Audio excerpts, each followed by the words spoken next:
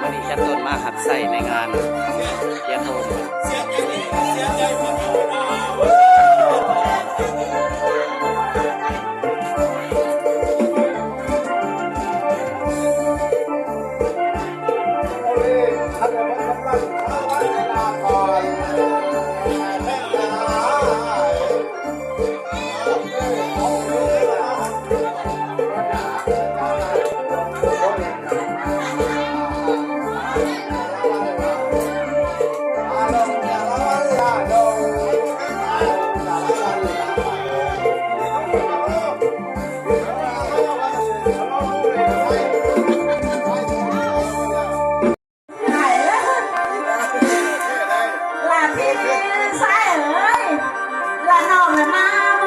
ขอขอบใจเจ้าภาพในไอ้เล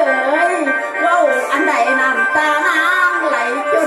นสิเห็นหน้าแต่ผู้ดีมองละน้ำมือนี่ขอขอบใจน้ำเจ้าภาพในเด้อไอ้เลยได้หับตอนยามมีความสุขใจล้นเสียใจเลยแต่อย่างเดียวที่ไม่กี่คนเนาะเลือกเกิดบ่ได้มีเกิดแก่เจ็บตายเนาะอายเนาะมาก็รู้น้ำตาสาวหมอลำใหม่หมอลำสามจากพรสาธุเด้อคอยวิญญาณเรื่อยมาเบิ่งแล้วกับสงสารน้องแม่ขอโทษเด้อคุณพ่อขอโทษเด้อคุณแม่ผู้เอามาไล่น้องขอเข้าใจเถิดยังถึง